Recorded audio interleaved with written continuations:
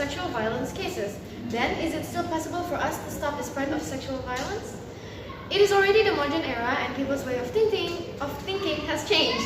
Every year, cases of sexual violence happens and it mostly happens to teenagers.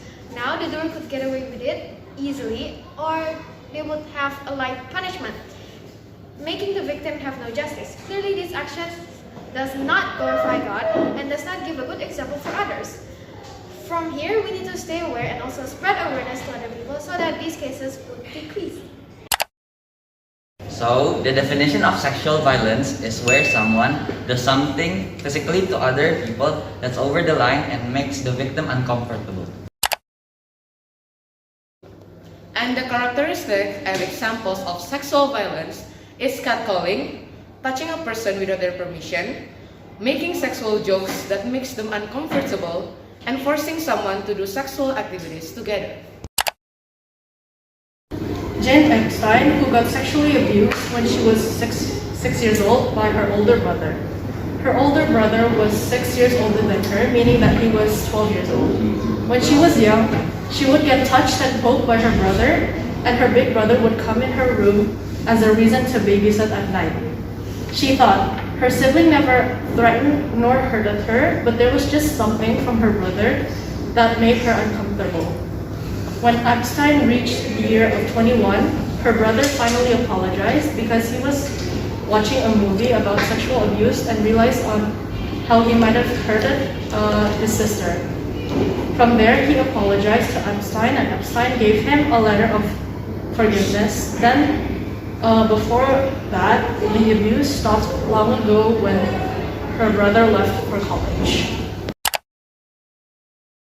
The impacts on the victims and the doers. Physically, the victim would harm themselves into thinking they're not good enough or they're the fault, and they would go on extreme diets.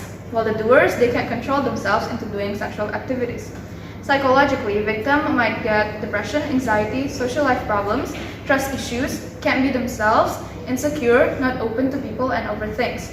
While the doer doesn't think twice before doing their actions, as well as they think it's normal that they do it repeatedly. Spiritually, victim might go ask help from God, but some would forget and hide from God. While the doer won't care about God and they will just do the same thing again, and it could be because they're too scared to come to God and just doesn't mind at all. The ways to heal the victims are comfort them by saying that they're not alone and they can pass through it with the help of their loved ones and God. Tell them that try to heal slowly, and once they're brave enough, try to confront the doer and don't be scared to say no to people at times. Pray to God, try to talk to them and have a healing time, and don't be afraid to say no. And so, the answer to our question at the beginning of the video is yes. Sexual violence is something that still happens in the modern day, and we all need to spread more awareness to other people. We all should not do sexual violence, and if we do get sexually assaulted, don't be scared to talk about it to other people when you're ready to do so. So, as what it says in Matthew 5 verse 16, "Let your light shine before men, that they may see your good works and glorify your Father which is in heaven." Let us be aware with all things that can happen in our life. Believe that God will always be with us in any temptations and situations, and follow Christ and hold on to His word. Let us, as the ambassadors for Christ, let God lead us to be who really we are, growing more in Him and spread the glorious, marvelous, and magnificent words of God.